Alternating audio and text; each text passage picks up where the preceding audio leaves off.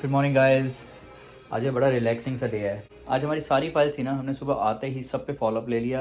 Everything is on track, तो इसलिए ना बड़ी अच्छी सी फीलिंग आ रही है कि सब काम बिल्कुल सेट है। अभी तो सारा दिन ही पड़ा यार ऑफिस में, वो समझ नहीं आ रहा कि करे क्या। Meet Bibi. How are you? I am good Bibi, how are you doing? I'm really good. Are And you you? Also relax today? Yes. और you I have am lot of now. Work? Yes, I did. I started early. It's Exactly. We started early, we finished the work on time, we are on track, so we are feeling very good. good. It's very smooth. It's smooth, but it's going good because everything is trackable and going through well. That's right, that's how the day should be. Yeah. हाँ, तो मैं बता रहा था कि बहुत ही relaxing day है आज। तो मैंने सोचा कि चलो यार आज अर्ली लंच कर लेते हैं। अभी ना आपको एक बात बताता हूँ। आज सुबह ना मुझे एक क्लाइंट का कॉल आया, प्रोस्पेक्टिव क्लाइंट है, लाइक उसको मॉर्गेज लेनी है। तो उसका ना क्या था कि उसने घर पे ऑफर डाला है और मुझे कॉल करा कि ऐसे ऐसे मैंने इस घर पे ऑफर डाला है और आप मेरी क्वालिफिकेशन चेक कर सकते हो मॉर्गेज के लिए। मैं कहा यार ये काम तो तुम्हें पहले करना चाहिए था। बाकी चलो कोई बात नहीं। I took his details, I calculated everything और मॉर्गेज के लिए क्वालिफाई कर रहा था वो। बट देन साथ में एक और चीज़ थी जो उसको नहीं पता थी। वो क्या था कि जब आप घर लेते हो ना, घर लेने के साथ साथ there are so many expenses जो आपके उस घर के साथ आते हैं आपके पास, जो आपकी एलिजिबिलिटी पे फर्क नहीं डालते, बट आपका जो मंथली बजट है ना वो उससे बिल्कुल गड़बड़ा सकता है। तो मैंने उसको बोला कि यार तुमने वो सारी चीज़ें कंसीडर करी हैं अपने खर्चे में, देखा है कि तुम इसको अफोर्ड कर सकते हो नहीं कर सकते। ठीक है, you are qualifying as per the TDS GDS, but banks भी जो क्वालिफिकेशन देते हैं ना वो आपकी ग्रॉस सैलरी के ऊपर देते हैं। नेट सैलरी आपकी क्या है वो आपको पता है, क्योंकि जो डिडक्शंस होनी है आपकी सैलरी में से, इट्स नॉट लाइक कि वो EI और CPP दे दिया that is enough. Her company का अपना अलग हिसाब होता है। आपकी और डिडक्शंस भी हो सकती हैं। हो सकता है आपको कंपनी से कुछ बेनिफिट्स मिल रहे हैं, उन बेनिफिट्स के लिए you are there is a deduction. हो सकता है आप कुछ सेविंग्स कर रहे हैं, वो भी आप अपने निकाल दोगे। तो उसके बाद आपके हाथ में जो नेट बच रहा है उसके ऊपर आप देखोगे ना आपका बजट क्या है। उसने अपनी कैलकुलेशंस दोबारा मेरे साथ बैठ के करी। अब जब दोबारा हम दोनों मिलकर कैलकुलेशंस कर रहे थे ना, there were so many expenses जो उसको मतलब उसके दिमाग में ही नहीं थे।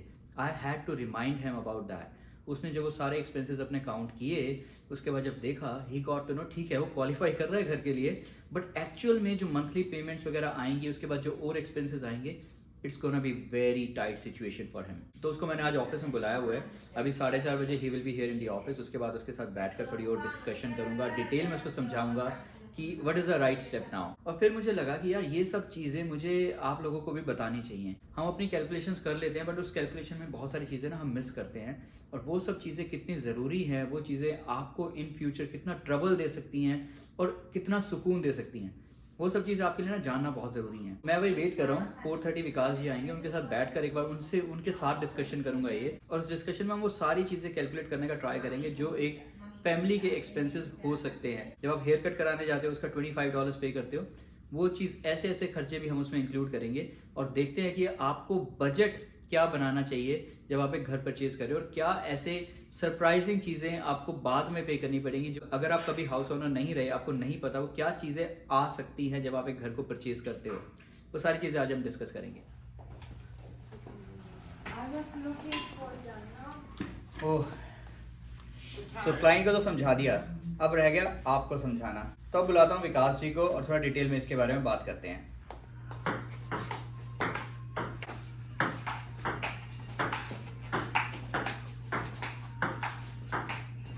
ओए, आज ये हमें क्या बात है सर जी, आज तो बिल्कुल आपने सजा के रखा हुआ है। अब मुझे अपनी ना लिखाई पर ध्यान देना पड़ेगा कि दिखने वाले को समझ भी आ जाए लिख क्या रहा हूँ मैं एग्जैक्टली। वो हम समझ लेंगे, आप नंबर समझाओ, ये तो हम समझ लेंगे। देखो definitely budget is number game and you know we all love numbers. ये लाइफ ही नंबर्स की गेम है जी। हम हमेशा भी टॉक अबाउट नंबर्स। कोई अगर हम स्पोर्ट्स देखने जाए, कितने रन बनाए, कितने किसने गोल किए, everything is number. So guys मैं जाता हूँ कैमरे के पीछे क्योंकि मुझे वहां से ऑपरेट करना है। अब विकास जी आगे आपको समझाएंगे।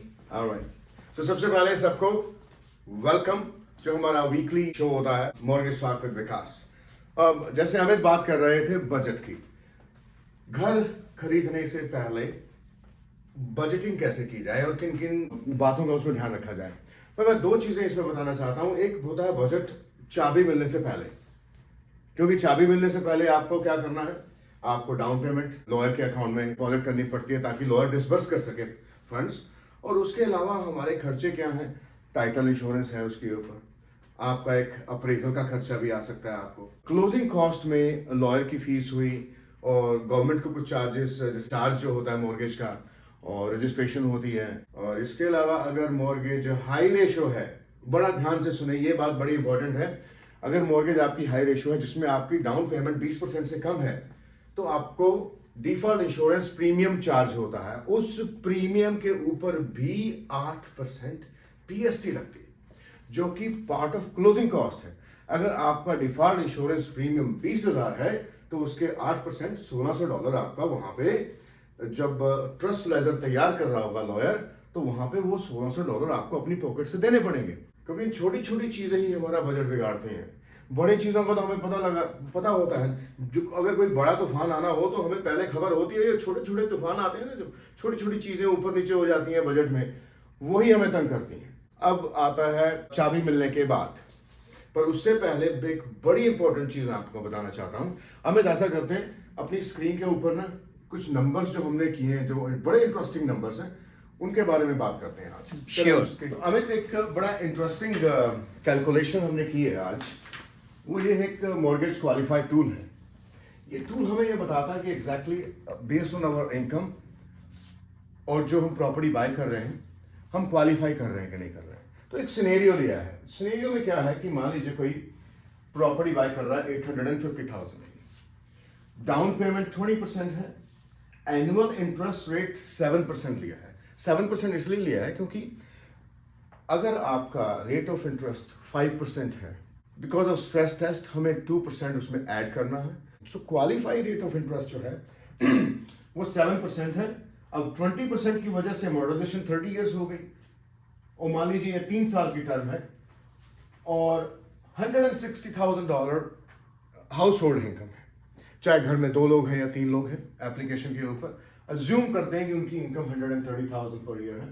हीटिंग कॉस्ट हमें स्टैंडर्ड लेनी पड़ती है घर की $100, 850 में सेमी भी हो सकता है, depend on the area, town house भी हो सकता है, और प्रॉपर्टी टैक्स हमने काफ़ी लिया है 5500 एनुअल, और क्रेडिट कार्ड्स की पेमेंट मान लीजिए उनकी $300 पर मंथ है। उनके पास 10,000 के डेट्स हैं क्रेडिट कार्ड के, जिसका 3% हम लेते हैं monthly payment, 3% of the balance. और कार की पेमेंट है उनके पास, को लीज की $300 उनके पास कार की पेमेंट है। बेस्ड ऑन दैट अगर हम देखें उनकी जो रेशियोज है 37.78 जीडीएस रेशियोज और टीडीएस रेशियोज 42.28, जो कि रेगुलेटर्स के जो नॉर्म्स हैं, जो टॉलरेंस है, द जीडीएस लेस देन 39% और TDS ratios less than 44%. So we are in the tolerance. So it means the customer is qualified based on 160,000 household income, purchase price 850,000, 20% down, 7% qualified rate, 30 years amortization. इसमें एक change करते हैं थोड़ा। मान लीजिए अब आपका रेट ऑफ इंटरेस्ट जो हम इसके अंदर हम 5% करते हैं, जो कि आपका रियल रेट ऑफ इंटरेस्ट है। अब उस रेट ऑफ इंटरेस्ट के बेस के ऊपर आपकी जो मंथली पेमेंट है वो है $3,629.10। ये आपकी, हम इसको अब टेक्निकल टर्म से बोलते हैं P&I payments, P+I, principal plus interest payment. Because mortgage की पेमेंट जो है 2 हिस्सों का जोड़ होती है, एक प्रिंसिपल का कि उस पेमेंट में से आपके ओरिजिनल लोन का जो प्रिंसिपल अमाउंट है उसमें से डिडक्ट होगा वो, और बाकी जो रेट ऑफ इंटरेस्ट के बेस पे और अमोर्टाइजेशन के बेस के ऊपर आपका इंटरेस्ट का हिस्सा जो बैंक आपसे शेप ऑफ इंटरेस्ट वो चार्ज कर रहा है। अब बजटिंग करते हैं। ये कपल जो है या हाउस होल्ड है, में भी 2 लोग 3 लोग, पेरेंट्स भी हो सकते हैं, साथ में 4 लोग भी हो सकते हैं एप्लीकेंट, ये क्वालिफाई कर रहे हैं 850,000 के घर के ऊपर। अब असली बजटिंग में आते हैं कि चाबी मिलने के बाद अब असली पिक्चर क्या आ रही है हमारे आगे। सो अमित, द इंटरेस्टिंग पार्ट आपको मैं ये बताना चाहता हूं, आपको भी और सभी देखने वालों को, बड़े ध्यान से सुने इस बात को। जब हम बैंक के पास जाते हैं, किसी फाइनेंशियल इंस्टीट्यूशन के पास जाते हैं मॉर्गेज की एप्लीकेशन के लिए, अगर आपका source of income as a employee on payroll है, लैंडिंग इंस्टीट्यूशंस आपकी ग्रॉस इनकम के ऊपर आपको क्वालिफाई करते हैं। अगर आपका सैलरी पैकेज 100,000 है तो वो 100,000 ग्रॉस इनकम के ऊपर आपको क्वालिफाई करेंगे। लेकिन जब हम बजटिंग करते हैं हम 100,000 के ऊपर बजटिंग नहीं कर सकते, क्योंकि वो हमारी ग्रॉस इनकम है, हमारे अकाउंट में कितनी इनकम आ रही है। हमने एग्जाम्पल जो 160,000 की इनकम का लिया था, जिसमें वो हाउस होल्ड क्वालिफाई कर रहे थे, आफ्टर टैक्सेस एवरी मंथ जो 100,000 कमा रहे हैं उनको $5,835 उनको मंथली आ रहा है, जिसमें EI डिडक्ट हुआ है, CPP डिडक्ट हुआ है, और इसमें बड़ा सिंपल डिडक्शंस की हुई हैं हमने। सिंपल टैक्स के बेसिस के ऊपर उनको इतना अमाउंट ऑलमोस्ट हाथ में आ रहा है। अगर इनको एनुअलाइज करें बेसिकली तो 71,000 के 70 के आसपास बाकी सब डिडक्ट हुआ है इन शेप ऑफ डिडक्शंस, जो कि डिडक्शन होनी ही है। अब जिनकी 60,000 इनकम थी उनको नेट आ रहा है $3,594। सो बजटिंग जो हमने करनी है वो हमारी नेट इनकम के ऊपर करनी है, क्योंकि वही इनकम उसी पे हमारा राइट है, क्योंकि टैक्स भी हमने पे करना है, वो भी हमारा एक रिस्पॉन्सिबिलिटी है। EI भी उसमें डिडक्ट होनी है और CPP भी डिडक्ट होनी है। और हाँ, अगर आपके पास कुछ बेनिफिट हैं अपने एम्प्लॉयर के साथ तो वो भी डेफिनेटली डिडक्ट होने हैं। अब नेक्स्ट चीज़ आता है कि हमारे इसमें मंथली एक्सपेंसेस क्या क्या आते हैं। अब इसमें मंथली एक्सपेंसेस में क्या है कि मॉर्गेज की पेमेंट हमने कैलकुलेट की थी, मैं आपको याद दिलाना चाहता हूँ, 850,000 परचेज प्राइस, 20% डाउन, और रिमेनिंग अमाउंट पे जो मॉर्गेज पेमेंट 5% पे हमने कैलकुलेट की विद 30 इयर्स मॉडरेशन, वो $3,629। हमें इंटरनेट की जरूरत पड़ती है घर में, हर घर में। हमने $80 इंटरनेट के इसमें बनाया है। सेल फोन है, 1 है, 2 है, 3 है, $130 मंथली हमने सेल फोन एक्सपेंसेस में ऐड किए हैं। कुछ ऑनलाइन सब्सक्रिप्शंस होती हैं, नेटफ्लिक्स हुआ, iTunes हुआ, तो $15 हमने वो ऐड किए हैं। कोई जिम की मेंबरशिप है, योगा क्लासेस में जाते हैं, आपकी फिटनेस से रिलेटेड आपके एक्सपेंसेस हैं, तो हमने $50 मंथली वो ऐड किए हुए हैं। जिस घर में है तो उसमें आपको होम इंश्योरेंस भी चाहिए बेसिकली, और उसका $100 हमने मंथली ऐड किया है। और मान लीजिए आपके पास कोई लाइफ इंश्योरेंस है जिसके आप वो नेसेसिटी है, वो भी एक पार्ट है, वो उस पर मैं कभी बाद में बात करूंगा, लेकिन majority of people having a life insurance, तो $50 हम उसके भी ऐड कर सकते हैं इसमें। और कार इंश्योरेंस $300, और कार का लोन हम $300 हमने लिया था, तो वो हमने ऐड किया है इसके अंदर।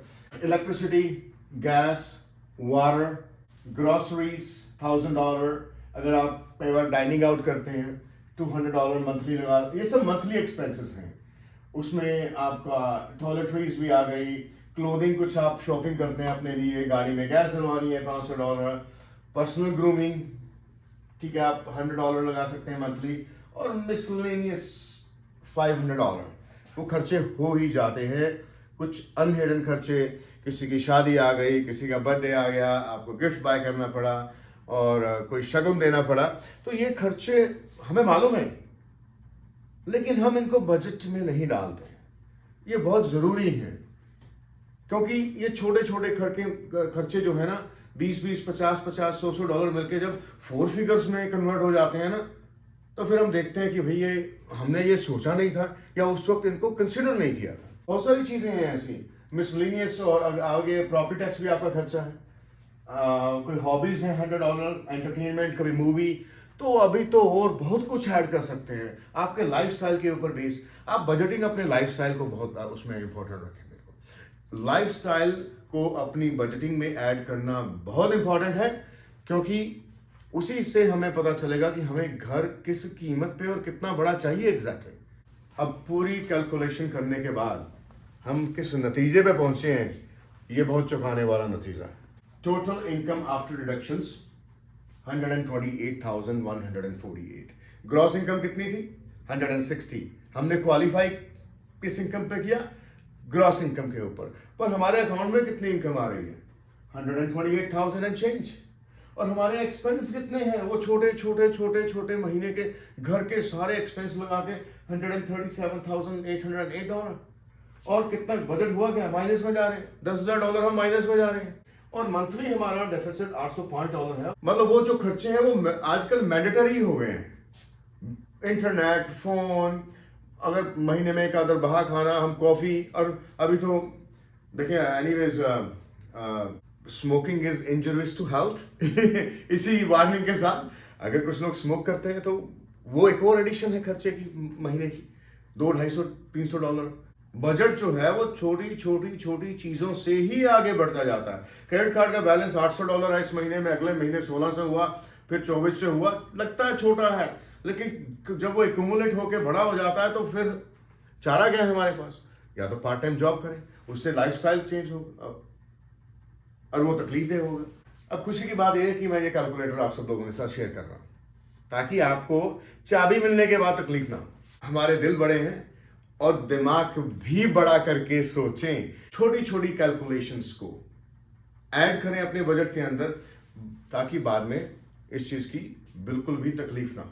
अब सोचना आपको है और किसी भी तरह का क्वेश्चन हो बजटिंग से रिलेटेड आप हमारे पास आए, कॉल कर सकते हैं, मुझे कॉल कर सकते हैं 4168873861 और एक चीज़ आपको एक्सप्लेन करके बड़ी डिटेल में बताएंगे ताकि जो आपका घर बाय करने का जो रास्ता है वो और आसान हो और जब आप मूव हो तो वो आपकी लाइफ में सुख और शांति लेके आए।